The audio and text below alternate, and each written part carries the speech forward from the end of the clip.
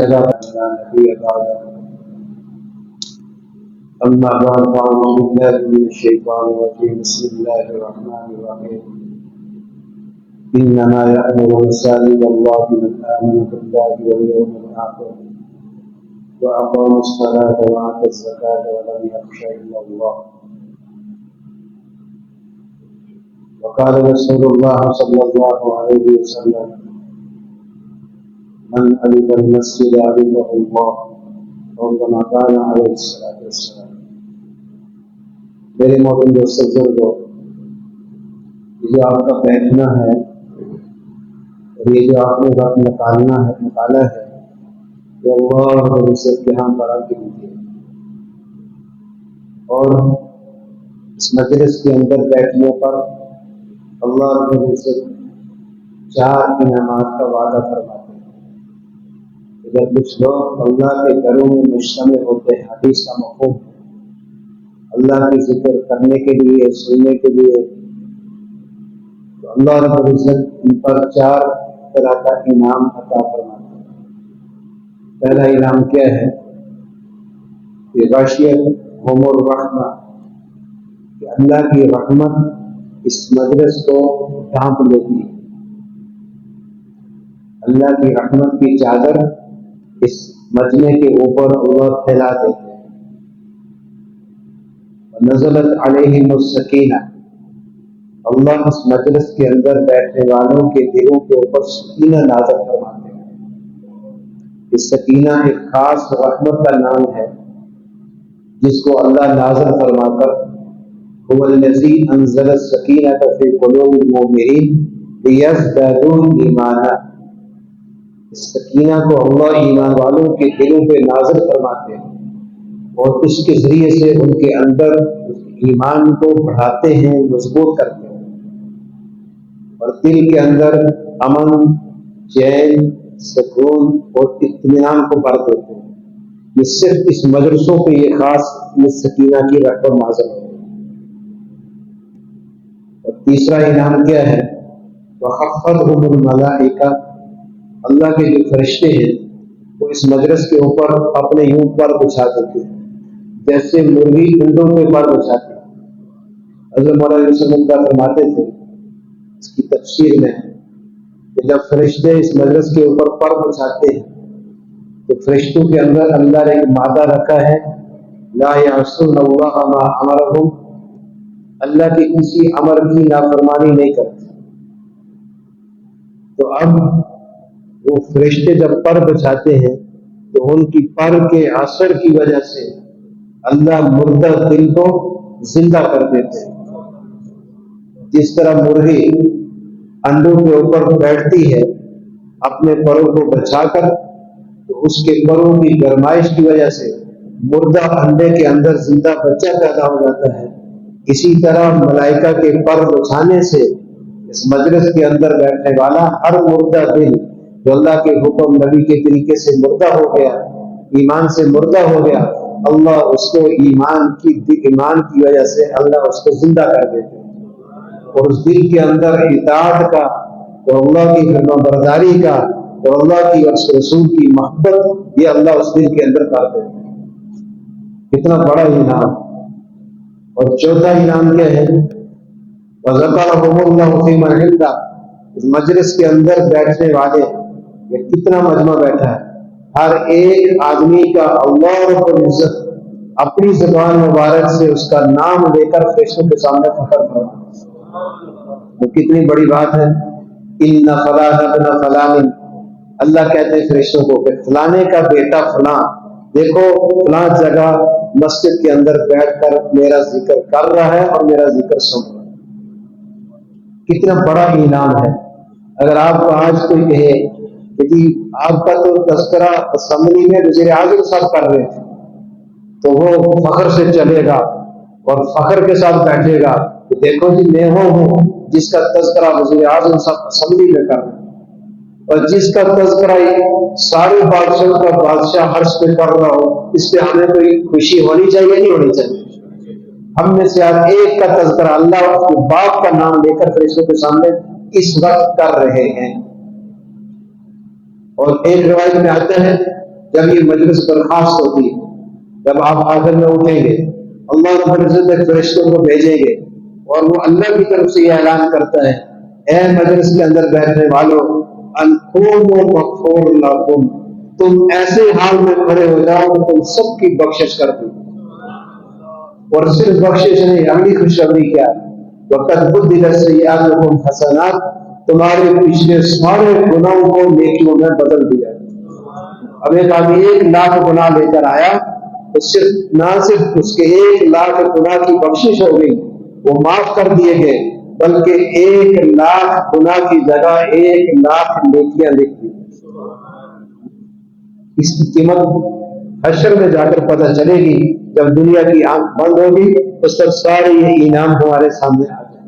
اللہ ہمیں اس کا یقین نصیب فرما۔ تو میرے مومن دوستو، آج جو میں نے ابھی آپ سامنے آیت تلاوت فرمائی ہے، اس آیت میں اس کا ترجمہ اور اس کی تفسیر تھوڑی سی یاد کر دیتا کہ اس میں اللہ نے فرمایا انما یأمر مساجد اللہ، مسجدوں کو کون سے لوگ آباد کرتے ہیں؟ تعمیر مسجد، ایک بنائی مسجد ہے، بنائی مسجد ہے کہ مسجد کو بنا دیا آپ نے، یہ مسجد آپ نے بنا دی، کوسٹل بنا دی۔ ایک ہے تعمیر مسجد، یہ تعمیر مسجد، مسجد تو بن گئی لیکن تعمیر مسجد نہیں ہوئی۔ تعمیر مسجد کسے کہتے ہیں؟ اب چونکہ ہم عربی جان نہیں ہے تو ہم جب تعمیر کا نام سنتے ہیں تو اس کا مطلب یہ ہے کہ ہم نے مسجد کی عمارت کو بنا۔ تعمیر مسجد یہ نہیں ہے، یہ بنائی مسجد ہے، مسجد آپ نے بنا دی۔ تعمیر مسجد کیا ہے؟ اس آیت میں اللہ نے فرمایا کہ تعمیر مسجد 5 چیزوں کے ساتھ۔ کتنی؟ مسجد، یہ اس کا یوں ترجمہ کرو، مسجد کی آبادی۔ تعمیر کا یہ مطلب ہے مسجد کی آبادی۔ ایک ہے مسجد کا بنانا، ایک ہے مسجد کو آباد کرنا۔ ایک علامات قیامت میں سے یہ ہے کہ اللہ رب العزت نے فرمایا کہ علامات قیامت، اللہ کے نبی صلی اللہ علیہ وسلم نے فرمایا کہ ہر چیز اپنے مقصد سے ہٹ جائے گی، ہر چیز اپنے مقصد سے ہٹ جائے گی، اور جب وہ چیز مقصد سے ہٹے گی تو اس کے اندر ایک رسم، ایک رواج آ جائے گا۔ بس یہ ہے علامات قیامت۔ جیسے حدیث میں آتا ہے سیاتی علی الناس زمان، میری امت پہ ایک زمانہ آنے والا ہے، لا یبقی من الاسلام الا اسمہ، کہ اسلام کا صرف نام باقی رہ جائے گا، اسلام کی حقیقت ان مسلمانوں سے نکل جائے گی۔ ولا من القرآن الا رسمہ، اور قرآن صرف رسم و رواج کے لیے رہ جائے گا، جو جس کے مقصد کے لیے بھیجا تھا اس مقصد کو لوگ چھوڑ دیں گے، بس رسم و رواج کے لیے، برکت کے لیے پڑھ لیں گے، اور برکت کے لیے گھروں میں لٹکا دیں گے، اور برکت کے لیے دکانوں پہ لٹکا دیں گے، اور اپنی تجارت اور بزنس کو بڑھانے کے لیے اب وہ آیات لکھ دیں گے تاکہ برکت پیدا ہو جائے اور رسم کا شکار ہو جائے۔ مساجد عامرہ، مساجد بڑی خوبصورت بن جائیں گی، وخراب من الہدی، اور جس لیے مسجد بنائی گئی تھی کہ ہدایت کی ایک محنت کا نظام مسجد میں چلے، یہ مسجدیں اس سے خالی ہو جائیں۔ اور چوتھی بات فرمائی، علم کو دنیا کے لیے پڑھا جائے گا، دین کے علم کو دنیا کمانے کے لیے پڑھا جائے گا۔ یہ علامات قیامت میں سے 4 علامتوں کو اللہ کے نبی نے بیان کیا۔ اس میں ایک یہ ہے کہ مسجدیں بڑی لوگ خوبصورت بنائیں گے لیکن وہ مسجدیں خراب ہونے کا خدا ہدایت کا نظام اس مسجد میں نہیں ہوگا۔ آپ نے سنا ہے اور آپ نے پڑھا بھی ہوگا کہ مسجد نبوی سب سے پہلی مسجد جو مدینے میں مسجد قباء بنی، اس کے بعد مسجد نبوی بنی، اور یہ مسجد نبوی ایسی تھی کہ جو مسجد مسلمانوں کی ہر ضرورت کو پورا کرتی تھی۔ مسلمان کو ایمان کہاں سے سکھایا جاتا تھا؟ مسجد سے۔ اور مسلمان کو نماز کہاں سکھائی جاتی تھی؟ مسجد سے۔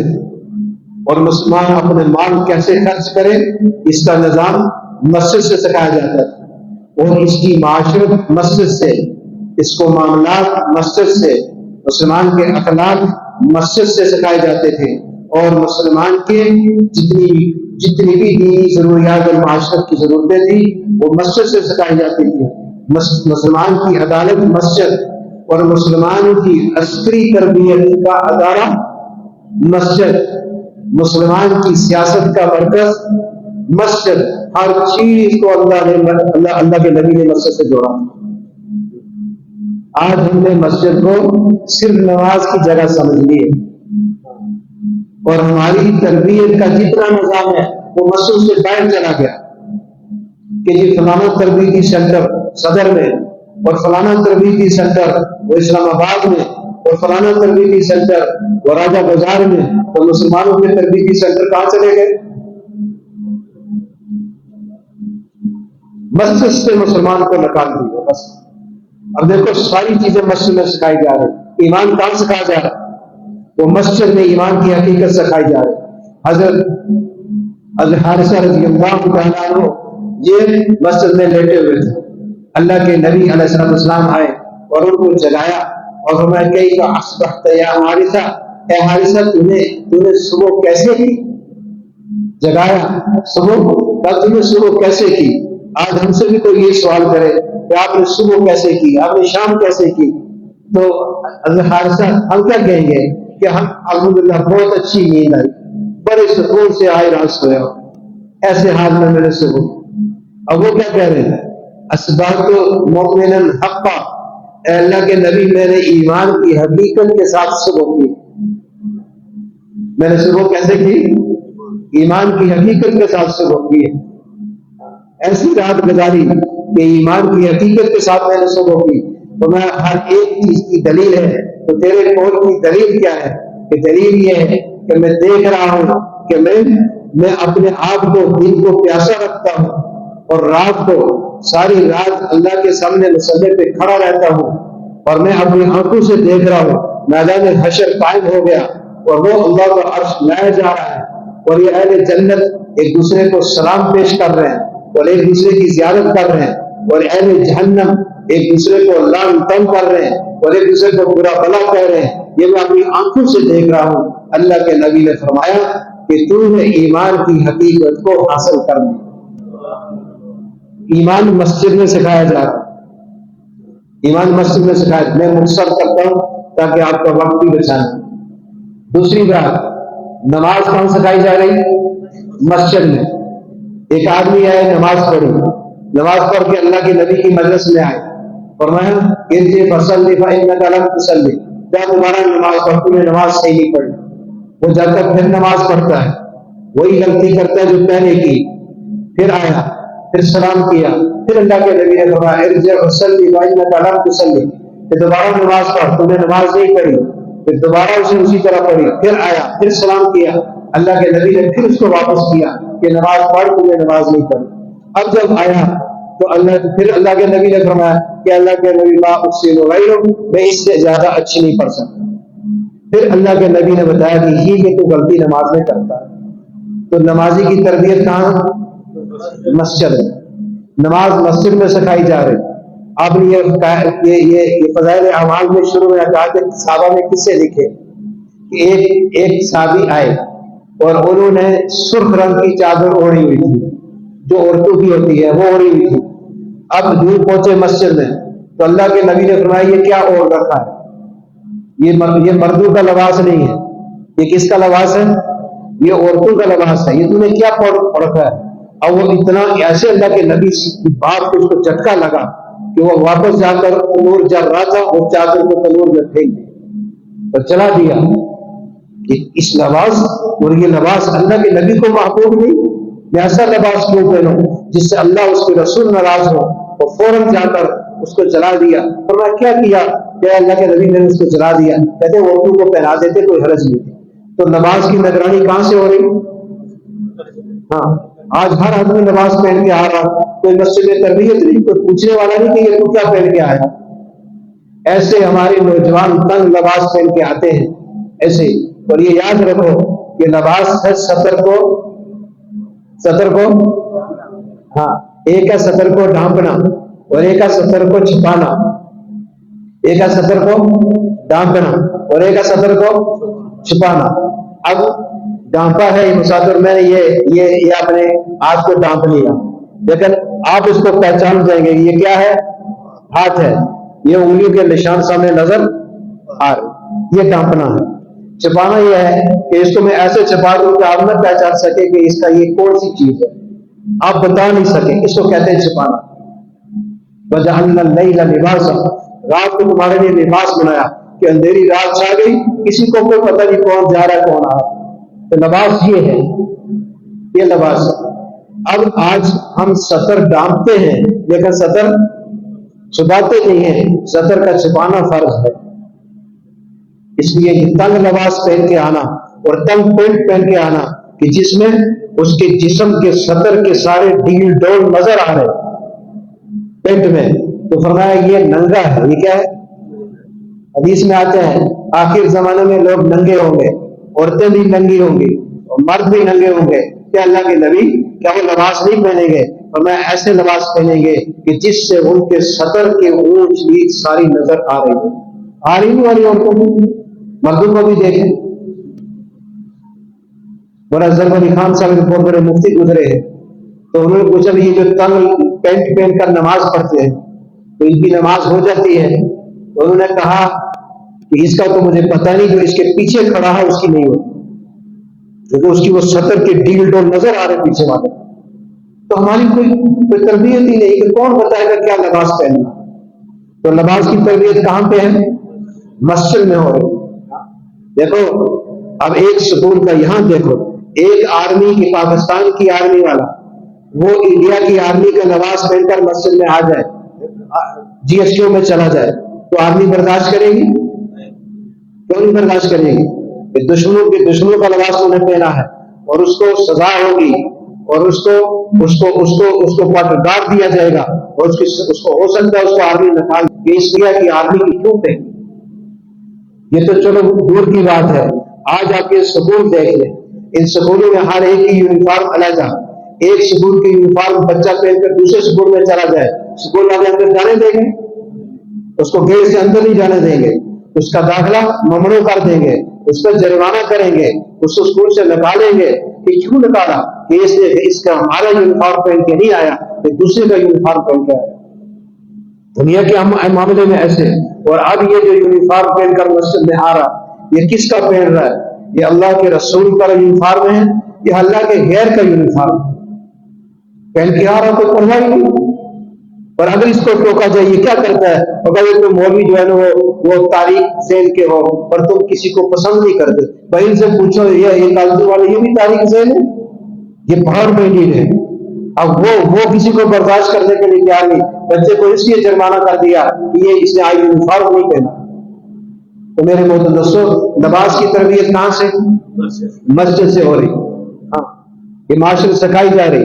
ایک صحابی ہے، ان کے بال لمبے تھے اور نیچے کاندھوں پہ پڑ رہے تھے، اور جو ہی مسجد میں داخل ہوئے اللہ کے نبی نے فرمایا صبح منحوس، اسے سمجھا مجھے کہہ رہے، وہ واپس گیا اور جا بال کو کٹا کر واپس آ گیا۔ تو لباس کی بالوں کی تربیت کہاں سے ہو رہی؟ مسجد میں۔ اللہ کے نبی نے فرمایا قرین اصلی بہت اچھا آدمی ہے، اگر وہ دو کام نہ کرے، ایک بال کو لمبے رکھتا ہے اور دوسرا اس کی پھونگی اس کے ٹخنوں سے نیچے ہوتی ہے۔ جب انہوں نے سنا بالوں کو کٹا دیا اور اپنی پھونگی کو ٹخنوں سے اوپر کر دیا۔ تو مسلمان کی یہ سارے لباس کی، اس کو شکل و صورت کی تربیت کہاں سے ہو رہی؟ یہ مسجد سے ہو رہی، مسجد سے ہو رہی۔ ایک آدمی، اللہ کے نبی باہر نکلے، دیکھا کہ ایک آدمی نے ڈبل سٹوری بنا دی، اوپر قبہ بنا لیا۔ فرمایا یہ کس کا ہے؟ یہ فلاں صحابی نے بنایا۔ تو صحابی جب مسجد میں آئے انہوں نے سلام کیا، السلام علیکم یا نبی اللہ۔ اللہ کے نبی نے اعراض کر دیا، منہ ادھر پھیرا، پھر سلام کیا، پھر منہ ادھر پھیرا۔ اور کیا مسئلہ ہو گیا کہ اللہ کے نبی ناراض ہیں، جواب نہیں دے رہے۔ تو پتہ چلا، معلوم کیا، کہتے تیرا قبہ دیکھا تھا کہ اتنی بڑی جو فضول تعمیر تو نے کی، یہ کیوں کی ہے؟ یہ تعمیر میں پیسہ کیوں ضائع کیا؟ اب اس پہ ناراض ہیں۔ وہ واپس گئے، جا کے اپنے سارے کپڑے کو کرا کے واپس آئے۔ تو کیسے مکان بنانا، اس کی تربیت کہاں؟ اس کی تربیت مسجد میں۔ اپنے معاملات اخلاق ٹھیک کرنا۔ ایک آدمی مسجد میں بیٹھے ہوئے اس نے کسی کی غیبت کر دی، فلانا ایسا ہے، اس کے اندر یہ عیب ہے۔ اللہ کے نبی نے فرمایا کہ تو قرآن پر ایمان نہیں لایا، کہ اللہ کے نبی نے قرآن پر ایمان لایا ہو، اور میں وہ آدمی قرآن پر ایمان نہیں لایا جو قرآن کے حرام کو حلال کر دے. اللہ نے غیبت کو حرام کیا ہے اور تو بیٹھ کے غیبتیں کر رہا. آج مسجدوں میں بھی غیبتیں, آج گھروں میں بھی غیبتیں, ہر مجلس میں ہماری غیبتیں. تو یہ تربیت اخلاق کی کہاں سے ہو رہی؟ کہاں سے ہو رہی؟ یہ مسجد سے ہو رہی, مسجد سے ہو رہی. اور کسی کے معاملہ خراب ہو گیا, ایک صحابی کو پتہ چلا کہ یہ نوجوان اس کی خالہ ناراض ہے, تو مجلس میں بیٹھا ہوا تھا اللہ کے نبی, لیکن اس کو مخاطب نہیں کیا, یوں فرمایا کہ دیکھو جو آدمی یہاں بس میری مجلس میں بیٹھا ہے, لیکن ابھی اس نے قطع رحمی کر رکھی ہے اپنے خالہ کو, اپنے ماں باپ کو, اپنے بہن بھائیوں کو, اپنے قریبی رشتے داروں کو, کسی کو ناراض کیا ہے, وہ اس مجلس سے اٹھ جائے, اس لیے کہ قطع رحمی کرنے والے کی دعا قبول نہیں ہوتی, اور جس مجلس میں وہ بیٹھا ہے اس مجلس کی بھی دعا قبول نہیں. کہ اللہ کے نبی کہہ رہے ہیں میں بھی بیٹھا ہوں, میں بھی دعا مانگنے لگا ہوں, اور مجلس والے بھی مانگنے لگے ہیں, لیکن جس نے قطع رحمی کی وہ اگر مجلس میں بیٹھا ہوا ہے تو نبی کی دعا بھی قبول نہیں. اتنی اس کی نوسط ہے, لہٰذا وہ مجلس سے اٹھ جائے. وہ اٹھ کے چلے گئے, وہ نوجوان اس کو مخاطب نہیں کیا, صرف سامنے اس کا نقصان بتایا. وہ نوجوان پیچھے بیٹھے تھے, اٹھ کے چلے گئے, جا کے اپنی خالہ کو یہ حدیث سنائی اور خالہ کو منت سوالت کیا, معافی مانگی اور راضی کر کے واپس آ کر بیٹھ گئے. اب پوچھا اے فلانے تو اٹھ کے گیا تھا اور پھر تو واپس آیا تھا, یہ کیا کیا, کیوں گیا تھا اور کیوں واپس آیا؟ کہ اللہ کے نبی میری خالہ مجھ سے ناراض تھی, جب آپ نے یہ حدیث سنائی میں اٹھ کے چلا گیا, جا کے خالہ کو راضی کیا, اس سے معافی مانگی اور راضی کر کے میں واپس آیا. تو معاملات کی تربیت کہاں سے ہو رہی؟ آج ہمارے دیکھو, ہمیں ہر گھر میں آپس میں لڑائی جھگڑے, ہر گھر میں بھائی بھائی سے ناراض, باپ بیٹے سے ناراض, بیٹا ماں سے ناراض, بیٹا باپ سے ناراض, بیٹا اب جو ہے وہ اسی طرح اپنے چچے سے ناراض, اپنی خالہ سے ناراض. اب یہ ناراضگی کہاں سے دور ہو؟ یہ تھا وہ تربیتی سینٹر جس سے یہ ساری مسلمان کی تربیت ہو رہی, یہ سارے مسلمان کی تربیت اس سینٹر سے ہو رہی. اب جانا ہے جہاد پر, ابھی ٹرینر کی ضرورت ہے. مسجد نبی کے سامنے سین تھا, اس سین کے اندر صحابہ پھر نماز سے فارغ ہو کر, چونکہ انہوں نے جہاد کے لیے جانا تھا, تو وہاں یہ ساری تربیتی مشق ہو رہی. تیر کیسے چلانا, تلوار کیسے چلانا, گھڑ سواری کیسے کرنی, دوسروں پہ حملہ کیسے ہونا, یہ کہاں سکھایا جا رہا؟ مسجد میں سکھایا جا رہا. قضاء اور عدالت اور سزا کی سارا کام پہ ہو رہا ہے, مسجد سے ہو رہا ہے. یہ تھی مسجد, یہ ہے مسجد. اور اس کے علاوہ اب حکومت خلیفہ المسلمین کہاں بیٹھا ہوا ہے؟ کہاں بیٹھا ہے؟ مسجد میں. مسجد سے سارے پورے خلاف, یعنی حضرت عمر کے دور میں کتنی تھی؟ 20 لاکھ مربع میل. پھر حضرت عثمان کے دور میں 80 لاکھ سے اوپر چڑھ گئی, 80 لاکھ مربع میل پوری دنیا, اور کچھ حصہ باقی بچا. یہ سارا کہاں سے کنٹرول ہو رہا؟ مسجد نبوی سے کنٹرول ہو رہا. اس کے مشورے مسجد نبوی میں ہو رہے, اور پورا خلافت کا نظام مسجد نبوی سے کنٹرول ہو رہا. کیسے کنٹرول ہوا؟ پھر اس مسجد نبوی حضرت مولانا صاحب فرماتے ہیں کہ یہ مسجد یہ پوری دنیا کا کنٹرول روم ہے. یہ پوری دنیا کا کنٹرول, یہ صرف چھوٹی چھوٹی چیزیں میں اوپر تک بیان کی. ساری دنیا کا نظام کہاں سے کنٹرول ہو رہا؟ مسجد نبوی سے. جس طرح پورے پاکستان کے ہر شعبے کا نظام اسمبلی سے کنٹرول ہو رہا, یہ کنٹرول روم ہے کہ پورے پاکستان کے شعبے وہ اس اسمبلی کے اندر اس کے قانون اور ضوابط طے ہوتے ہیں. اسی طرح جہازوں کا ایک کنٹرول روم ہے, جہاں فضا کے اندر اڑنے والے جہاز اس کنٹرول روم سے کنٹرول کیے جا رہے ہیں. اور ٹرین کا کنٹرول روم ہے, جو پاکستان میں ٹرینوں کا نظام چلتا ہے, ایک کنٹرول روم پہ بیٹھ کر سارے ٹرینوں کا نظام چل رہا, تاکہ کوئی ٹرینیں آپس میں ایک دوسرے کے ساتھ ٹکرا نہ سکے. اس طرح اس پوری کائنات کا کنٹرول روم کیا ہے؟ وہ مسجد ہے. اللہ کے نبی نے دیکھا اور باہر چاند گرہن ہو گیا, سورج گرہن ہو گیا, توڑتے ہوئے کہاں پہ آ رہے؟ مسجد. آ کر نماز میں لگ گئے. کیا ہے کہ اس نماز کے ذریعے سے خصوص کو, چاند گرہن کو کنٹرول کرو, اور اس نماز مسجد کے ذریعے سے سورج گرہن کو کنٹرول کرو, آندھی چلی، آگے جو مسجد میں آگے نماز پڑھی، میں اس آندھی اور طوفان کا اس مسجد کے ذریعے سے کنٹرول کرو، تو یہ کنٹرول روم تھا پوری کائنات کا۔ آج ہم مسجد کی اہمیت نہیں سمجھتے، اتنی بڑی اہمیت ہے اس مسجد کی اور اتنی بڑی قوت ہے اس مسجد کی۔ آج ہم نے اس مسجد کو کیا کر دیا؟ خالی کر دیا، مسجد کو خالی کر دیا، مسجد کو بس نماز کے لیے سمجھا، آ کے نماز پڑھی اور چلے گئے۔ دیکھو اس مسلمان کی بچے کی تربیت اب کہاں سے ہوگی؟ یہ بڑے کی تربیت کہاں سے ہوگی؟ یہ یہاں سے ہونی تھی، لیکن ہم نے اس نظام کو خالی کر دیا۔ اس لیے اور مسجد کے اندر وہ اعمال تھے مسجد نبوی میں، جس سے پورے معاشرے کی اور مسجد سے متعلقہ سارے عوام کی تربیت ہو رہی تھی۔ وہ اعمال کیا ہے؟ وہ حدیث میں ملتے ہیں، چھپے ہوئے نہیں ہیں۔ اللہ نے نبی کی ایک سنت، ایک چیز کو اللہ نے قرآن اور حدیث کے ضبط کر دیا اور ہمارے سامنے بالکل کھلی کتاب کی طرح ہمارے سامنے رکھ دیا۔ ابو ہریرہ رضی اللہ تعالیٰ نے مسجد سے نکلے اور بازار میں چلے گئے اور جا کے اعلان کیا، یا اہل السوق ما اعجزکم، اے بستی والوں، اے بازار والوں، تمہیں کس چیز سے عاجز کر رکھا ہے؟ تو اے برادر کیا ہوا کہ مسجد نبوی میں اللہ کے نبی کی میراث تقسیم ہو رہی ہے اور تم بازار میں بیٹھے ہو؟ جاؤ جا کے اپنا حصہ مجھ سے لو۔ اب وہ لوگ سمجھا کہ مال تقسیم ہو رہا ہے، آگے باقی سارے بازار والے مسجد میں ابو ہریرہ وہیں بازار میں کھڑے رہے۔ جب یہ مسجد میں آئے، آ کر کھڑکی سے اور دیکھا کہ بھائی مسجد میں کچھ بھی نہیں، یہاں تو کوئی تقسیم نہیں ہو رہا، پھر اسی حال میں واپس لوٹے۔ جب واپس لوٹے تو ابو ہریرہ پوچھنے لگے کیا ہو گیا کہ دوڑتے ہوئے گئے تھے اور واپس آ رہے اسی حال میں؟ کہتے ابو ہریرہ تم نے کہا تھا میراث تقسیم ہو رہی، وہاں تو کچھ نہیں ہے۔ اب ابو ہریرہ نے پوچھا کہ مسجد میں کیا ہو رہا تھا، بتاؤ، کچھ دیکھا؟ کچھ مسجد میں ہو رہا تھا؟ ہو رہا تھا کہ کیا ہو رہا تھا؟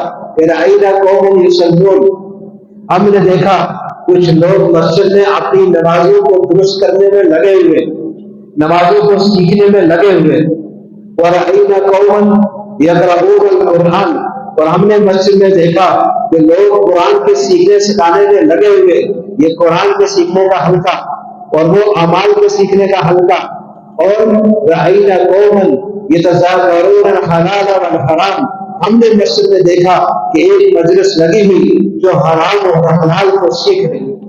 اس کے اوپر فرمایا ابو ہریرہ سے بڑا بینکم ذاک میراث رسول اللہ صلی اللہ علیہ وسلم، تمہارا ناز ہو یہی تو رسول صلی اللہ علیہ وسلم کی میراث ہے۔ یہ تو مسجد نبوی کے اندر تربیتی حلقے، یہ کیا ہے؟ اپنی نماز کو کہاں سیکھو؟ مسجد سے سیکھو۔ اللہ کی قسم، آج ہم اکثر 90% سے زیادہ جو نمازی ہیں وہ نماز کو بغیر سیکھے پڑھ۔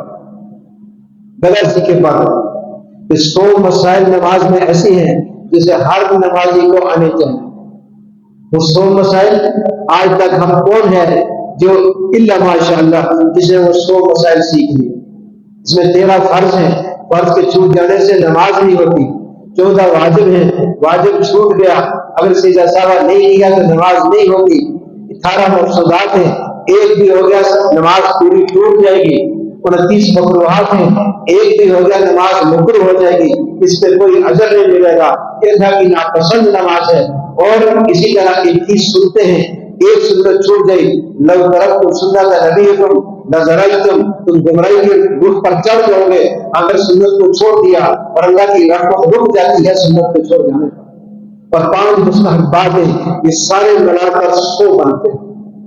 اب یہ 100 مسائل، یہ جتنے ہم نمازی بیٹھے ہیں، کوئی 10 سال سے نمازی ہے، اور کوئی 20 سال سے نمازی ہے، اور کوئی 30 سال سے نمازی ہے، کوئی 60 سال ہو گئے، کیا یہ مسائل ہم نے سیکھے؟ وہ جو مسجد نبی میں مسائل کی نماز سیکھنے کا حلقہ لگا ہوا، آپ نے ہم مسجد میں لگایا؟ تو اسی طرح نماز کا حال یہ ہے کہ اگر ان 100 مسائل میں کمی کے ساتھ نماز پڑھی، پھر قرات میں، نماز کے تلفظ میں، اور نماز جو ہم پڑھ رہے ہیں اس کے اندر غلطیاں کر دی، تو میرے محترم دوستو بزرگوں، یہ نماز اس کے بارے میں فرمایا کہ پھر یہ نماز مفتی ہے، جب نمازی نماز پڑھتا ہے اس کا سیاہ رنگ ہوتا ہے اور بدبودار ہوتی ہے اور یہ اوپر اٹھتی ہے اور اٹھتے ہی بددعا کرتی ہے. حدیث میں وہ نماز کی بددعا کے جملے آئے ہیں, زیّق اللہ کما زیّقنی, اللہ تجھے ایسے ہی ضائع کرے اور اللہ تجھے ایسے ہی برباد کرے جیسے تو نے مجھے برباد کیا. اب یہ نمازی کی دعا دیتی اوپر دعا دیتی ہوئی جا رہی, آگے فرشتے ہیں وہ کہتے کیا ہو گیا, یہ نماز اوپر جا رہی ہے کہ کالا کالا رنگ کیوں ہے, بدبودار کیوں ہے, کہتے نمازی نے مجھے بگاڑا ہے, اللہ اس کو ایسے ضائع کرے جس نے مجھے ضائع کیا. فرشتے اس پہ آمین کہتے جا. اب یہ بتاؤ اس نمازی کا کیا ہو؟ وَوَيْلٌ لِّلْمُصَلِّينَ الَّذِينَ هُمْ عَنْ صَلَاتِهِمْ سَاهُونَ. یہ نماز ایسے نمازیوں کے لیے ہلاکت ہے جو اس کو غفلت سے پڑھتے ہیں, بے دھیانی سے پڑھتے ہیں, بے یقینی سے پڑھتے ہیں, بے علمی سے پڑھتے ہیں. تو سیکھی نہیں نماز. پھر اب اس نے نماز کے 100 مسائل میں سے ایک مسئلے میں بھی چوری کر لی, ایک مسئلے کو بھی چھوڑ دیا. اللہ کرے یہ چور دکھا. آپ نے حدیث سنی ہے بدترین چور وہ ہے جو نماز میں چوری کرے. اللہ کے نبی نماز میں کیسے چوری کرے گا کہ نماز کا رکوع سجدہ اچھا نہ کرے. اسی مسائل بھی اسی طرح نماز کو بے دھیانی سے پڑھا یہ چوری, نماز کو غفلت سے پڑھا یہ چوری, نماز کو بغیر اخلاص سے پڑھا یہ چوری, نماز کو بغیر مجاہدے میں پڑھا یہ چوری, اور نماز کو بغیر علم میں پڑھا یہ چوری. اب یہ لوگ کہہ رہے ہیں یہ بڑا پکا نمازی جا رہا ہے اور فرشتے کہہ رہے ہیں چور جا رہا ہے. لوگوں کے ہاں نمازی, عرش والوں کے ہاں یہ چور, اور اللہ کے اس کی کتاب میں بھی کرام الکاتبین بھی چور لکھ رہے ہیں. اب یہ کہیں پہ جائے گا کہ اللہ نے نبی نمازیں پڑھی 7 سال, اللہ کا تو چور بن گیا ہے, تیری سزا تو چور کی ہے, جو نمازی کی سزا نمازی کا اثر نہیں ہے. تو میرے محترم دوستوں بزرگوں, یہ مسجد کے اندر یہ حلقے لگنے. اب یہ جتنا مجموعہ بیٹھا ہے آج سے نیت کر لے کہ ہم نے اپنے, دیکھو اللہ نے آپ کو امام دیے, مفتی صاحب ہیں, مسائل بھی جانتے ہیں, گراج بھی ہے, آپ کے پاس قرآن بھی ہے, تو کیا کہہ رہے یہ سیکھنا چاہیے نہیں سیکھنا چاہیے؟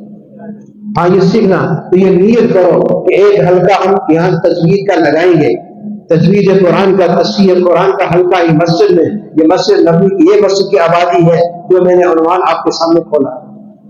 دوسرا حلقہ کیا ہے کہ دوسرا حلقہ یہ ہے کہ ہم مسائل سیکھیں. کیا کریں؟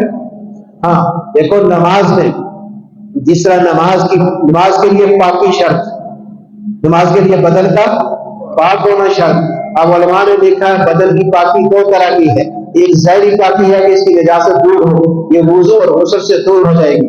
ایک نجاست یہ ہے, ایک پاکی ہے کہ طاہر الدم ہو, اس کا خون پاک ہو. کیا ہو؟ اس کا خون پاک ہو. اب یہ خون پاک ہونے کے لیے اس کو لقمہ پاک کرنا پڑے گا, اس کو حلال کھانا پڑے گا, اس کو علماء سے معلوم کرنا پڑے گا. یہ بزنس کر رہا ہوں, یہ جائز ہے یا ناجائز ہے, یوں میں کما رہا ہوں, یہ جائز ہے یا ناجائز ہے. اپنی کمائیوں کو آ کر ان کے سامنے پیش کرو اور پھر علماء سے پوچھو. اگر علماء کہتے ہیں ٹھیک ہے تو یہ حلال کمائی, پھر یہ اس کے جسم کا خون پاک ہوگا. اور اگر خدا نخواستہ حرام کا لقمہ گیا تو جسم سارا کیا ہو جائے گا؟ اس حرام کے لقمے سے, جو حرام کے لقمے سے خون بنا, 40 دن تک اس کی کوئی عبادت قبول نہیں. اب یہ اپنی اس معاشرت, یہ اپنی کمائیوں کے نقشے کو سیکھنا, یہ کہاں سیکھیں گے؟ اس کا تربیتی ادارہ کون سا ہے؟ یہ مسجد ہے. تو دوسرا حلقہ مسجد نبی میں لگتا تھا, وہ مسائل کا حلقہ رکھتا تھا. جیسے میں نے ابھی عرض کیا کہ ایک قوم بیٹھی ہوئی, جماعت بیٹھی ہوئی, حرام حلال کو سیکھ لیں. ہم اپنی ہر چیز کو سیکھیں. دیکھو یہ ہمارا قصور ہے, ہمارا قصور ہے, اور یہ تبلیغ والوں کا قصور ہے. کہ تبلیغ کا مقصد, حضرت مولانا الیاس نے فرمایا تھا کہ میں تبلیغ سے 2 باتیں میرے ہاں مقصود ہیں. ایک مقصود یہ ہے کہ امت کو مسجد سے جوڑنا. کس سے جوڑنا؟ امت کو مسجد سے جوڑو. یہ بازاری امت نہیں ہے, یہ مسجد والی ہے. ان سب کو مسجد کے ساتھ جوڑو. اور دوسرا, امت کو علماء کے ساتھ جوڑو. اس لیے امت مسجد سے کٹے گی تو اللہ سے کٹے گی, اور امت علماء سے کٹے گی تو دین سے کٹے گی. یہ میرے کام کا مقصود ہے. تو آج ہم دیکھ لو, ہم تبلیغ والے بھی گشت رسمی ہو گئی, اور بس گشت برائے گشت ہو گئی, تعلیم برائے تعلیم ہو گئی. ہم نے اس کو پہچانا نہیں کہ یہ تھا کے لیے اور کتنا ہمارے مجلس پہ اثر پڑا. اب یہ حلقے یہاں مسجد میں مسائل کے لگے, تاجر آ کر اپنے مسائل سیکھ رہا مفتی صاحب سے, اور وکیل مسئلہ سیکھ رہا ہے مفتی صاحب سے, جج مسئلہ سیکھ رہا ہے مفتی صاحب سے, پولیس والا مسئلہ سیکھ رہا ہے مفتی صاحب سے. اور فوج والا مسئلہ سیکھ رہا ہے مفتی صاحب سے، صدر وزیر مسئلہ سیکھ رہے ہیں مفتی صاحب سے، کیونکہ ہر ایک کا تعلق اپنے محلے کی مسجد کے ساتھ۔ اور آج ہم نے ان کو نہیں بلایا، اگر ایک طبقے کو چھوڑ دیا، عیسائیوں کو اگر کوئی نہیں سکھایا، سارے محلے والوں کو حرام کھلائے گا، سارے محلے والوں کو حرام کھلائے گا۔ درزی کو نائی کو دین نہیں سکھایا، یہ آپ کے باہر چلے جائیں ساری نائی کی دکانوں پر، اب وہاں لگا ہے ساری کٹ ہے، یہ فرینچ کٹ ہے اور یہ جاپنی کٹ ہے اور یہ چائنی کٹ ہے اور یہ امریکن کٹ ہے اور یہ انگریزی کٹ ہے اور یہ کیڈر کٹ ہے۔ کسی نائی کی دکان پہ جا کے دیکھو کہ محمدی کٹ موجود ہے؟ کیوں جی؟ اب پورے علاقے میں پھرو، کہیں بھی پورے پنڈی اسلام آباد میں کسی نائی کی دکان پہ لکھا ہے یہ محمدی کٹ ہے۔ ہاں، اگر ہم اس کو علماء سے جوڑتے اور یہ تبلیغ والوں کی ذمہ تھا، اس نائی کو گشت کر کے لاتے اور مسجد میں عالم مفتی صاحب سے جوڑتے کہ اپنی نائی کے دین کو پہلے مسجد سے سیکھو اور پھر جب جا کے دکان کھولو۔ عمر رضی اللہ تعالیٰ بازار میں گئے اور دیکھا ایک آدمی نے اگر نئی دکان کھول دی اور وہ بازار میں آ گیا، اور میں اس کے پاس چلے گئے کہ تو نے بازار کا، تو نے دکان کا دین سیکھا ہے؟ کہتے ہیں امیر مومنین نے دکان کا دین نہیں سیکھا، اور میں بند کرو دکان اور چلے جاؤ مسجد نبی میں تاکہ دکان کے دین کو سیکھ کر آؤ اور پھر آپ نے دکان کرو، ہمارے بازار کو تم خراب نہ کرو۔ یہ بھی گشت، یہ تبلیغ والے گشت کر کے لوگوں کو جوڑ دے، جاؤ وہاں جا کے سیکھ۔ اب درزی کے دکان پہ چلے جاؤ، ساری دنیا کی وہ ڈیزائن لگے ہوئے ہیں عورتوں کے مردوں کے، یہ فلانا ڈیزائن، یہ فلانا ڈیزائن۔ اب ہماری عورتیں آتی ہیں جو ڈیزائن پسند ہے اس طرح کا سیو، اس طرح کا سیو، مرد بھی کہہ رہے ہیں اس طرح کی ڈیزائن کرو۔ کسی درزی کی دکان پہ جا کے دیکھو کہ وہاں لکھا ہوا ہے کہ محمدی سوٹ کیسے ہے اور محمد کی ان کا لباس کیسے ہے، اسی دکان پہ آپ کو نہیں ملے۔ یہ قصور کس کا؟ یہ ہمارا قصور ہے کہ ہم نے اس ماحول، دیکھو یہ ماحول ختم ہوا، اس لیے پورے معاشرے سے دین نکل گیا۔ آج ہم ہو رہا ہے اسلام لاؤ، مطالبے حکومت سے کر رہے ہیں کہ حکومت بدلو اسلام آئے گا، کس کو بدلو اسلام آئے گا، کس کو بدلو اسلام آئے گا؟ تو اسلام اوپر سے نہیں آتا، نیچے سے ہر چیز اوپر جاتی ہے۔ بچہ چھوٹا پیدا ہوتا ہے، بالغ ہو کے بڑا بنتا ہے، اللہ درخت چھوٹا پیدا ہوتا ہے، نیچے سے اوپر آتا ہے، سبزی نیچے سے اوپر جا رہی، ہر چیز نیچے سے۔ آپ دنیا کی تعلیم کو دیکھو، قاعدے سے شروع ہو کر علم تک جاتی ہے۔ ڈاکٹر بننا ہے، قاعدے سے شروع ہوگا تو ڈاکٹر پڑھے گا، ہر چیز نیچے سے اوپر جاتی ہے۔ اور ہم یہاں کہہ رہے ہیں کہ اسلام اوپر سے نافذ ہو، اوپر سے نافذ نہیں ہوگا۔ نبی کی سنت دیکھو، سیرت دیکھو، تو اسلام نیچے سے اوپر گیا یا اوپر سے ایک دم نافذ ہوگا؟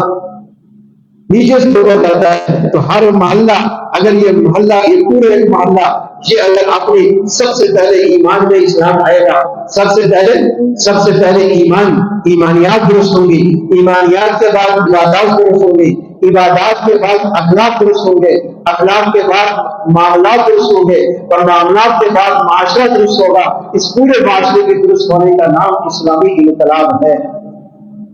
شروع کہاں سے ہوا؟ کہ سب سے پہلے ایمانیات کو سیکھا جائے گا۔ ایمان 13 سال لگے نبی کو ایمان سکھانے میں، صحابہ کو، پھر ایمان سیکھ کے عمل درست ہو گئے، ایمان عمل درست ہو گیا، خلافت مل گئی، مدینے میں آ کے خلافت کا نظام قائم ہو گیا، لیکن 13 سال لگے ایمان اور عمل کو سیکھنے۔ ایمانیات درست ہوئی، ایمانیات سے عبادات درست ہوئی، عبادات سے اخلاق درست ہوئے، اخلاق سے معاملات درست ہوئے، اور معاملات سے معاشرت درست ہو گئی۔ معاشرے کا درست ہونا، اس کو اسلامی انقلاب کہتے ہیں۔ اب یہ نظام ہماری سمجھ میں نہیں آ رہا، ہم کہتے ہیں وہ پرانی حکومت اسلام نافذ کرے، وہ پرانا آگے نافذ کرے گا۔ ایک آدمی چلا گیا رائے کے اندر مولانا شہزاد علی صاحب رحمۃ اللہ کے پاس، اور وہ سیاسی لیڈر تھا بڑا، اس نے کہا دیکھو تمہارے پاس رائے میں نواز شریف آتا ہے، اس وقت یہ وزیر اعظم تھا، یہ آتا ہے، اس کو کہو اسلام نافذ کرے، اس کو کہو۔ تو مولانا شہزاد صاحب رحمۃ اللہ سے کہنے لگے، وہ انہوں نے ایک ہی جملہ بولا، کیا دیکھو کبھی خسرے کے گھر میں بھی بچہ پیدا ہوا؟ کیوں نہیں؟ خسرے کو شادی کراؤ بچہ پیدا ہو جائے گا؟ کیوں نہیں ہوگا؟ تو اس کے اندر تو صلاحیت ہی نہیں ہے، اس کے اندر استعداد ہی نہیں ہے۔ تو جس کو خود اسلام پہ چلنے کی استعداد نہیں، وہ تمہیں اسلام نافذ کر کے دے گا؟ اسلام اس طرح نافذ نہیں ہوتا، یہ ہمیں دھوکے میں پڑے ہوئے حکومت کو بدلو اسلام نافذ ہو جائے گا، ہر حکومت کو بدلے میں لگے ہوئے 47 سے پاکستان بڑا تھا، ابھی تک یہ بدلو حالات ٹھیک ہوں گے، اس کو بدلا اور بگڑ گئے، اس کو بدلو حالات ٹھیک ہو جائیں گے، اس کو بدلا اور بگڑ گئے، 47 سے لے کر آج تک بتاؤ حالات بڑے یا بگڑ گئے؟ تو حکومتوں کے بدلنے سے یہ حالات ٹھیک نہیں ہوتے۔ اپنے ایمان اور عمل کو بدلو، جس سے بدلو گے۔ آپ نے قرآن کی آیت پڑھی ہوگی، ان اللہ لا یغیر ما بقوم حتی یغیر ما بانفسہم، اللہ کسی قوم کی اجتماعی قوم کی معاشرت کو اس وقت تک نہیں بدلتے جب تک کہ قوم کا ہر فرد اپنے آپ کو نہ بدلے۔ یہ آیت تو قرآن کی اصول بتا دیا، فرد بدلے گا، یہ ایک اینٹ ہے پھر دوسری اینٹ بنے گی، یہ ساری تعمیر اینٹوں سے چلی ہے۔ تعمیر تو نظر آ رہی، لیکن وہ اینٹ جو پتھرے میں پکی ہے کتنی محنت کے بعد وہ نظر نہیں آ رہی۔ یہ ایک فرد ہے، ایک ایک فرد بڑھتا چلا جائے گا، پھر یہ فرد ملیں گے، پھر یہ دیواریں بنے گی، یہ فرد ملیں گے، یہ چھت بنے گی، اسلام کے خلافت کا نظام قائم ہو جائے گا۔ تو یہ ساری چیزیں مسجد سے ملاج کر رہا تھا۔ ایک ہلکا لگے گا تجوید کا، تفسیر قرآن کا، ایک ہلکا لگے گا مسائل کے سیکھنے کا، ایک ہلکا لگے گا درس قرآن کا، اور ایک ہلکا لگے گا لوگوں کو مسجد میں لانے کی، مسجد کی آبادی کا، کہ ایک ایک کو باہر سے پکڑ کر مسجد کی آبادی میں لاؤ۔ حضرت عمر رضی اللہ تعالیٰ عنہ امیر المومنین، اور حضرت معاذ بن جبل علماء کے سردار، حضرت ابو ہریرہ شیخ الحدیث، اور حضرت عبید بن کعب یہ قاریوں کے استاد، یہ چاروں کا عمل لکھا ہے بخاری شریف میں کہ کیسے پیر پھرتے تھے اور صحابہ پر کش کرتے تھے اور ان کو کھینچ کے مسجد میں لاتے تھے۔ اس رشتے دار آؤ پھر کے بیٹھے اللہ پر ایمان کو سیکھ لیں، اور تعال بنا مومن ساجن، آؤ تھوڑے دن مسجد میں چلے اور مسجد کے حلقے لگا کر اللہ پر ایمان سیکھ لیں۔ صحابہ کو ایمان کو سیکھنے کی دعوت دیتے ہیں۔ یہ چوتھا حلقہ ہے مسجد کی آبادی کا۔ یہ 4 حلقے جب مسجد کی آبادی میں لگیں گے تو اب آپ کی مسجد آباد ہوگی۔ اب اس مسجد کی آبادی سے پھر آپ کے بچوں کی بھی تربیت، آپ کی عورتوں کی بھی تربیت، آپ کے مردوں کی بھی تربیت، بوڑھے جوان کی تربیت، اور تاجر کی تربیت، اور نائی کی تربیت، اور موچی کی تربیت، اور فوجی کی تربیت، اور جج کی تربیت، اور وکیل کی تربیت، اور اسی طرح وزیر اعظم کی تربیت۔ یہ تربیت کی ادارہ کہاں تھا؟ مسجد۔ اس لیے مسجدیں بنائی جاتی تھی۔ اللہ نے قرآن کی آیت میں ان سارے نظام کو کھول کے بتا دیا، یہ ہے مسجد۔ ہم نے مسجد کو سمجھا بس آج نماز پڑھی اور سلام پھیرا کی آبادی۔ تو اس وجہ سے جب مسجد کی آبادی خراب ہو گئی، مسجد جب آبادی، اب آپ دیکھ لیں یہ مسجد پورے نماز کا انصاف کر لیں، 10 منٹ آپ کے فجر کے لگے، 10-15 منٹ آپ کے ظہر کے لگے، 10-15 منٹ آپ کے عصر کے لگے، 10-15 منٹ آپ کے مغرب کے لگے، 10-15 منٹ آپ کے عشاء کے لگے، ملا چلا کے 1-1.5 گھنٹہ بنتا ہے۔ باقی 24 گھنٹے میں آپ کا 1.5 گھنٹہ نکالو، باقی 22.5 گھنٹے مسجد کیا ہے؟ خالی ہے، تالا لگ گیا۔ اور یہ یاد رکھیں سب سے پہلے اللہ کی رحمت اترتی ہے بیت اللہ میں، بیت اللہ میں، بیت اللہ سے مسجد نبوی میں، مسجد نبوی سے ساری دنیا کی مسجد، یہ اس میں اللہ اپنی رحمت کو بھیجتے ہیں۔ پھر جس کا تعلق مسجد کے ساتھ اس کو کنیکشن مل گیا اللہ کی رحمت کے ساتھ، جس کا مسجد سے تعلق ختم اس کا کنیکشن کٹ گیا۔ یہ بجلی ہے، اب اس کا وابطہ سے، اور پھر یہ آپ کے محلے کے ٹرانسفارمر سے، پھر ٹرانسفارمر پھر اسٹیشن سے، اور پھر جا کر پاور ہاؤس سے پورا کنیکشن ہے۔ اس پاور ہاؤس سے بجلی چلتی ہے آپ کو مل رہا، وہاں سے کنیکشن ٹوٹ گیا تو آپ کی لوڈ شیڈنگ ہو جائے گی، پنکھا موجود ہے نہیں چلے گا، بلب موجود ہے نہیں چلے گا، اے سی موجود ہے، اندھیرے میں پریشان ہیں آپ بھی، بچے بھی، بیوی بھی، پھر لوڈ شیڈنگ ہوگی، کل سڑکوں پہ نکل آئیں گے۔ اس میں اللہ کی رحمت ایک نظام ہے، اس کا پاور ہاؤس عرش سے چلتا ہے، بیت اللہ ہے، بیت اللہ سے مسجد نبوی ہے، مسجد نبوی سے ساری مساجد ہیں، یہ کنیکشن ہے۔ اب جس کا مسجد نبوی سے یہ آپ کی مسجد، یہ محلے کا ٹرانسفارمر ہے، اور سارے محلے کو رغبت کہاں سے مل رہی؟ مسجد سے۔ اب مسجد 24 گھنٹے آباد، پورے محلے کو بجلی 24 گھنٹے اللہ کی رحمت کی بجلی مل رہی، ہر گھر کو، عورت کو بھی سکون مل رہا، بچے کو بھی سکون مل رہا، مرد کو، خامد کو، سب کو سکون مل رہا۔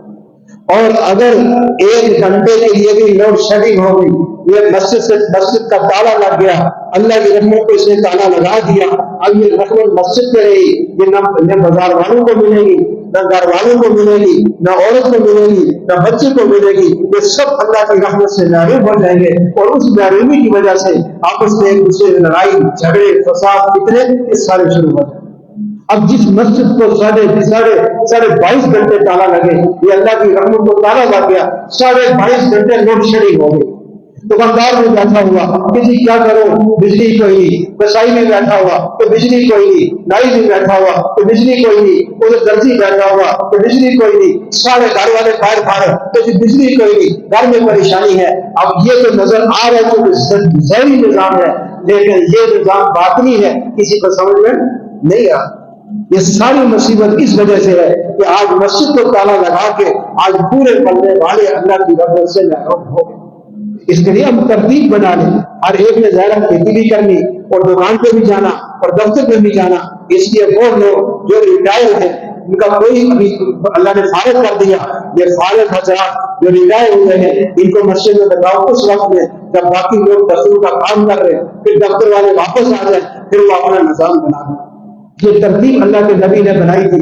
آخری بات عرض کرتا ہوں کہ اللہ کے نبی نے صحابہ کی 2 کی جوڑیاں بنائی. آپ سب نے پڑھا دعاءات مدینہ, 2 کی جوڑیاں مہاجر اور انصار. تاریخ میں اتنا لکھا ہے, اگلی بات نہیں ہے کہ بنائی کیوں کہ مدینے میں آئے, اللہ نے نبی نے ایک چیک اینڈ بیلنس رکھا تاکہ ان کی معاشرت کا نظام, ان کی زبان دفتر کا نظام, ان کی دنیا کا نظام بھی صحیح چلے اور ان کے دین کا نظام بھی صحیح چلے. تو 2 کی جوڑی بنا دی, 2 کی, ایک مہاجر اور ایک انصار کی. یہ جوڑی بنا کے اگلا اتنا سٹیپ تھا. اگلا سٹیپ کیا کیا کہ اگلا سٹیپ یہ تھا, اگلا درجہ یہ تھا کہ جو بھی کام کرے مدینہ میں جوڑی مل کر کرے, اکیلا کوئی نہ کرے, اکیلا کوئی نہ کرے. مدینے میں 4 قسم کے کام تھے, کھیتی باڑی, زمین یعنی کھجوروں کے باغات اور یہ کھیتی فصل کا اگانا. دوسرا کام مدینے میں تجارت تھی, دکانیں تھی. تیسرا کام مدینہ میں بیابانی تھی, بکریاں اونٹ چرانا, ریوڑ. اور چوتھا ان تینوں کے عام مزدوری. یہ 4 کام مدینے میں تھے. اللہ کے نبی نے اعلان کیا کہ کوئی آدمی اکیلا کوئی کام نہ کرے, کوئی اکیلا دکان نہ کھولے, کوئی بلکہ جوڑی مل کے کھولے. کوئی اکیلا دفتر میں نہ جائے اور جوڑی مل کے جائے. کوئی اکیلا کوئی بزنس نہ کرے, جوڑی مل کر کرے. کہ اب یہ دوسری چیز بنائی. تیسری چیز کہ اب یہ جوڑی جس جو دکان کر رہے ہیں جوڑی مل کے کر رہے ہیں, اب یہ جوڑی اپنے وقت تقسیم کر لیں. ایک آدمی صبح سے لے کر دوپہر تک دکان پہ بیٹھے اور ایک آدمی دوسرا جوڑی دار کہاں بیٹھے, مسجد میں آ جائے. ایک آدمی کی جو کھیتی کی جوڑی ہے, ایک آدمی صبح سے دوپہر تک کھیتی کرے اور دوسرا اس کا جوڑی دار مسجد میں. پھر زور کی اذان ہوتی تھی 1 بجے, اول وقت میں وہ اذان ہوئی, اب سب مسجد میں آ گئے. اب جو کھیتی والا صبح سے دوپہر تک کھیتی والا تھا یہ مسجد میں رک گیا, جو مسجد والا تھا یہ کہاں چلا گیا, کھیتی پر. جو دکان میں تھا صبح سے دوپہر تک یہ مسجد میں آ گیا, جو مسجد میں بیٹھا تھا یہ دوپہر کے بعد دکان پہ چلا گیا. تو یوں ایک پورا چیک اینڈ بیلنس ہو گیا کہ اگر 1000 آدمی ہے مدینے میں تو 500 کاروبار پہ ہے اور 500 کام پہ ہے مسجد. ایک مسجد آباد ہو گئی, 500 مسجد میں بیٹھا ہوا یہ دین سیکھ رہا, جماعتیں آ رہی ان کو سکھا رہا, جماعتوں کے اللہ کے راستے میں مدینے کے اندر حضرت کا نظام چل رہا, کوئی مسئلہ ہی نہیں. پھر آدھی رات کی ترتیب اسی جوڑی دار کی ترتیب ہوتی تھی کہ کیا کہ یہ 2 جوڑی دار ہیں, ایک ابھی عشاء کے بعد رات کے 12 بجے تک مسجد میں رہے, یہ اپنی ذکر تلاوت کرتا رہے. رات کے 12 بجے چھٹی اذان ہوتی تھی. آج بھی جو مکے مدینے میں گئے ہیں آج کرنے عمرہ کرنے, ان کو پتہ ہے مسجد نبوی میں اذان ہوتی ہے, لیکن یہ تہجد کے ٹائم ہوتی ہے. یہ تہجد کی اذان نہیں تھی. حضرت امام ابن کثیر رحمۃ اللہ لکھا اپنی تفسیر میں کہ یہ اذان چھٹی اذان یہ رات کے شفٹ کے بدلنے کی اذان تھی. لیرجع القائم ولیستيقظ النائم, جو مسجد میں نماز میں کھڑے ہیں تم گھروں میں لوٹ جاؤ اور گھروں والے جو سوئے ہوئے ہیں تم اٹھ کے مسجد میں چلے جاؤ. تو یوں مسجد نبوی 24 گھنٹے کیا تھی. دیکھو پاور ہاؤس 24 گھنٹے آباد رہتا ہے یا نہیں, شفٹیں لگی ہیں 8 گھنٹے کی. اسی طرح بڑے ہسپتال 24 گھنٹے آباد, بڑے بڑے تھانے 24 گھنٹے آباد, بڑے بازار 24 گھنٹے آباد. اور آج مسجد بھی 24 گھنٹے سے صرف 1.5 گھنٹہ آباد. تو اس لیے آپ سب حضرات سے درخواست ہے، ایک تو یہ ہے کہ اپنی مسجد کے لیے روزانہ یہ 4 حلقوں میں لگانے کی اپنی ترتیب بنائیں. اگر چاہتے ہیں کہ اسلامی نظام قائم ہو تو یوں قائم ہوگا کہ آپ کے اس بندے کا کیا نام ہے؟ فیصل فضل ٹاؤن. یہ فضل ٹاؤن سارے کا سارا دیندار بن گیا. اس نے محنت کی. جو اگلا 7 والا ٹاؤن ہے اس پہ محنت کی، اب وہ سارے کا سارا دیندار بن گیا. پھر انہوں نے یہ بیرونی گشت کے ذریعے سے پھر انہوں نے سروزہ لگایا، یہ آگے 5 کلومیٹر آگے چلے گئے، ان پہ محنت کی، وہ سارے کا سارا اسلام والا بن گیا. یوں کرتے کرتے کرتے کرتے ایک پورا پنجاب اسلام والا بن گیا. پھر انہوں نے سندھ پر محنت کی، سندھ اسلام والا بن گیا. پھر انہوں نے مل کے پی کے پہ محنت کی کہ پی کے اسلام والا بن گیا. پھر انہوں نے بلوچستان پہ محنت کی، بلوچستان اسلام والا بن گیا. پورا ملک. بس یہ ترتیب تھی. ہم کہتے ہیں اوپر سے آئے. کہاں سے آئے؟ من و سلوا. تو خلافت بھی اوپر سے نازل ہو تاکہ سب پاس سے خلافت کا نظام قائم ہو جائے. تو سب تیار ہے اس کے لیے. یہ سارا نظام کہاں سے قائم ہوگا؟ مسجد سے. یہ مسجد کی آبادی، یہ مسجد کی بنانے کا مقصد اسلام میں کیا تھا. آج ہم اس سے ہٹ گئے. ہم سب معافی بھی مانگے، توبہ بھی کریں، اور اب اپنی ترتیب بنا لیں آپس میں مفتی صاحب کے پاس بیٹھ کر کہ ہم تشریح قرآن سیکھنے کا حلقہ اس وقت دیں گے، اور ہم مسائل سیکھنے کا حلقہ اس وقت لگائیں گے، اور ہم تفسیر قرآن کا حلقہ اس وقت لگائیں گے، اور ہم اپنی اس مسجد کی آبادی لوگوں کو مسجد میں لانے کا حلقہ اس وقت لگائیں گے تاکہ ہماری مسجد آباد ہو جائے. اللہ ہم سب کو اس کی توفیق نصیب فرمائے. اور بھی کرنا ہے اور یوں پھرنا ہے پوری دنیا میں. پورے پاکستان کو اسلام والا بنا دیا اس نظام کے ذریعے سے. پھر آپ نے آگے افغانستان جانا، ادھر سے ایران جانا، اور ادھر سے آپ نے سعودی عرب جانا، اور یوں پھیلتے پھیلتے پھیلتے جیسے صحابہ چلے اور 80 لاکھ مربع میل پر اسلام کو. یہ ترتیب. تو سب تیار ہے اس کے لیے. اس کے لیے اللہ کے راستے میں بھی نکلنا، باہر کی نقل و حرکت کہ مسجد کا نظام ہر جگہ قائم ہو، اور اپنی مقام کی بھی اس مقام کی محنت کو نصرت کہتے ہیں، اور باہر کی نقل و حرکت کو کیا کہتے ہیں؟ ہجرت کہتے ہیں. دونوں کرنی ہے. اب امت کے ساری پہچانیں ختم. پہلے پہچانیں تھی یہ بدری ہیں، یہ عورتیں ہیں، یہ فلاں ہیں، یہ تمیمی ہیں، اور یہ فلانے ہیں، یہ فلانے ہیں. تو اب سب پہچانیں ختم کر کے اللہ نے امت کی صرف 2 پہچانیں رکھی ہیں محنت کے اعتبار سے کہ یہ مہاجر ہیں اور یہ انصار. السابقون الاولون من المهاجرين والانصار والذين اتبعوا باحسان عنوان لگا الى یوم القیامہ. بس مہاجر ہیں اور انصار ہیں جو مہاجر کی اتباع کرتے ہوئے ہجرت کریں گے، انصار کی اتباع کرتے ہوئے اپنی مسجد کی آبادی کی محنت کریں گے. تو میں رضی اللہ عنہ ورضوا عنہ، جس سے اللہ صحابہ سے راضی ہوئے اللہ آج ان سے بھی راضی ہو جائے. ہاں سب تیار ہیں اس کے لیے انشاءاللہ. اللہ ہمیں عمل کرنے کی توفیق نصیب فرمائے. وما علینا الا البلاغ. آپ کا ٹائم لے لیا، معاف کرنا. اللهم صل على سيدنا ومولانا محمد وعلى آل سيدنا ومولانا محمد وبارك وسلم عليه يا أول الأولين يا آخر الآخرين يا ذا القوة المتين يا راحم المساكين يا أرحم الراحمين يا أرحم الراحمين يا أرحم الراحمين. ظلمنا أنفسنا وإن لم تغفر لنا وترحمنا لنكونن من الخاسرين. ربنا ظلمنا أنفسنا وإن لم تغفر لنا وترحمنا لنكونن من الخاسرين. ربنا لا تؤاخذنا إن نسينا أو أخطأنا. ربنا ولا تحمل علينا إصرا كما حملت على الذين من قبلنا. ربنا ولا تحملنا ما لا طاقة لنا به واعف عنا واغفر لنا وارحمنا أنت مولانا فانصرنا على القوم الكافرين. اللهم اشرح صدورنا للإسلام وزين قلوبنا بنور الإيمان وكره إلينا الكفر والفسوق والعصيان واجعلنا من الراشدين المهديين واجعلنا من المجاهدين الذين يجاهدون في سبيلك حقا ويأمرون بالمعروف وينهون عن المنكر ولا يخافون لومة لائم. رب اغفر وارحم وأنت خير الراحمين.